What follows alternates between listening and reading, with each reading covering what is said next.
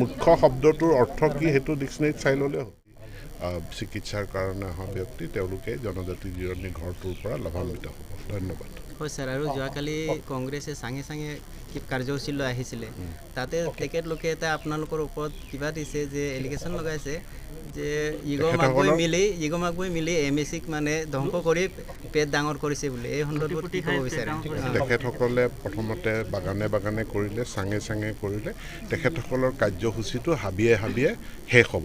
তাৰমানে তেখেতে যেতিয়া জনগণৰ পৰা সঁহাৰি নাপায়, এই নিৰ্বাচনৰ পাছত নিথৰুৱা হৈ পৰিব, তেতিয়া তেওঁলোকে হাবিয়ে হাবিয়ে ঘূৰিব লাগিব। যিটো 2021 চনত নিযুক্তি লাভ কৰা যিটো টিউটৰ শিক্ষকসকলক DLED থকাসকলক শিক্ষকসকলে উন্নতি কৰা হ'ব বুলি কোৱা হৈছিলে, এতিয়া সেইটো যিহেতু ভেৰিফিকেশ্যন কিবাটো সম্পূৰ্ণ হৈছে গৈছে, কেতিয়া কি পৰ্যায়ত আছে?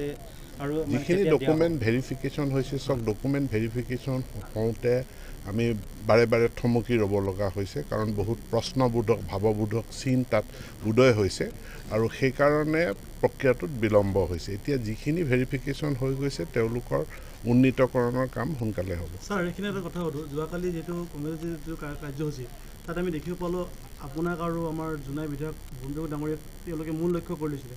তেওঁলোকৰ ভাষণত কেৱল অকল আপোনালোকৰ দুয়োগৰাকী মূল লক্ষ্য কৰি পিনে ভাষণ প্ৰদান কৰিছিলে, আৰু তাৰমানে তেতিয়াহ'লে তাৰ আপোনালোকে বোলে এতিয়া MSC বা মিচিং জনগোষ্ঠীসকলক লুটি পুটি পেট ডাঙৰ কৰিছে বুলি কৈছে।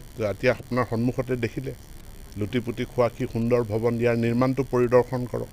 ইয়াত যদি নিৰ্মাণত ক'ৰবাত ত্ৰুটি আছে, সেই ত্ৰুটিটো দেখুৱাই দিয়ক। যিটো বাণিজ্যিক ভৱন, য'ত এটা ভঙা চিঙা আছাম টাইপৰ ঘৰ আছিল, তাত তিনিমহলীয়া সুন্দৰ বাণিজ্যিক ভৱন এটা নিৰ্মাণ কৰিলোঁ। তাত নিৰ্মাণত যদি ত্ৰুটি আছে, ত্ৰুটিটো দেখুৱাই দিয়ক। গতিকে আপোনালোক দুয়োগৰাকীয়ে বিজেপি কংগ্ৰেছে ভয় খাইছিল হয় নেকি? নাই, নিশ্চিতভাৱে আজি আমাৰ ভয় খাইছে কাৰণে আমাৰ নাম লৈছে। আপোনালোকে নিজৰ স্বাৰ্থৰ কাৰণে গণশক্তিৰ পৰা বিজেপিত যোগদান কৰিছে বুলি সিহঁতে কৈছে, কি ক'ব? চাওক, ৰাজনীতি এটা এনেকুৱা এটা প্ৰক্ৰিয়া, ইয়াত ভোটাৰসকলে মন সলনি কৰি থাকে, আৰু পৰিৱৰ্তিত পৰিস্থিতিত নতুন নতুন দৰ্শন কাৰ্যসূচী লৈ পেলাই পলিটিকেল পাৰ্টিবিলাকো আগবাঢ়ে। এতিয়া আমি 70টা বছৰে কংগ্ৰেছে কি কৰিলে আমি তেওঁলোকে দেখিলোঁ। তেওঁলোকৰ ব্যৰ্থতাৰ শেষত আজি ভাৰতীয় জনতা পাৰ্টীয়ে আজি গোটেই ৰাষ্ট্ৰখনক একত্ৰিত কৰি এটা পৰিৱৰ্তন, নতুনত্ব, উন্নয়ন তেওঁলোকে আনিবলৈ সক্ষম হৈছে। মই ভাবোঁ ইয়াক আদৰণি জনাই সকলোৱে বিজেপিত যোগদান কৰিব লাগে। যিটো টিউটৰ শিক্ষকসকলক 45 দিনৰ ভিতৰত শিক্ষকসকলে উন্নতি কৰা হ'ব বুলি যিটো তেতিয়াৰ শিক্ষামন্ত্ৰী আৰু বৰ্তমানৰ মুখ্যমন্ত্ৰীয়ে ঘোষণা কৰিছিলে, কৰিবলৈ চেষ্টা কৰা হৈছিলে, কিন্তু যেতিয়া ডকুমেণ্টবিলাক মোনাটো যেতিয়া খোলা হ'ল, খোলা হোৱাৰ পাছত তাত যিখিনি জটিলতা আহিছে, তাৰ কাৰণে দেৰি হৈছে। সোনকালে হ'ব। সেইটো মুখ্যমন্ত্ৰীয়ে ঘোষণা কৰিছে। এতিয়া বাজেটত ধাৰ্য কৰিব লাগিব, তাৰ নীতি নিৰ্ধাৰণ হ'ব, পলিচি নিৰ্ধাৰণ হ'ব, আৰু টাৰ্মছ এণ্ড কণ্ডিশ্যনছ এপ্লাই।